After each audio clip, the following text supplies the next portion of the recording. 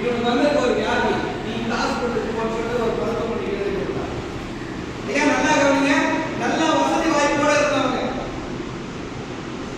நல்ல வசதி வாய்ப்போட இருந்தவங்க, நல்லா கவனிங்க. கேன் சாராயம், மது சாராயம், பாக்கெட் சாராயம் இதெல்லாம் வியாபாரம் பண்ணவங்க, இதெல்லாம் முதல் வியாபாரி. இது எல்லாத்தையும் ஒழிச்சுட்டாங்க போய், இது எல்லாத்தையும் ஒழிச்சுட்டு இந்த கேன் சாராயம், மது சாராயத்துல நான் தான் அந்த சஸ்பூன்ல பதுக்கி வைப்பேன். எங்க வீட்டு பக்கத்துல பின்னாடி ஒரு சஸ்பூன் இருக்கு, அந்த சஸ்பூன்ல என்னதான் இறக்கி விடுவாங்க. நான் தான் போலீஸ் மாட்டுக்கூடாதுன்னு சொல்லிட்டு அதுதான் பதுக்கி வைப்பேன். சரியா? பதுக்கி கீழே அந்த சஸ்பூன்ல இறக்கும் போது பாதி கேனுக்காங்க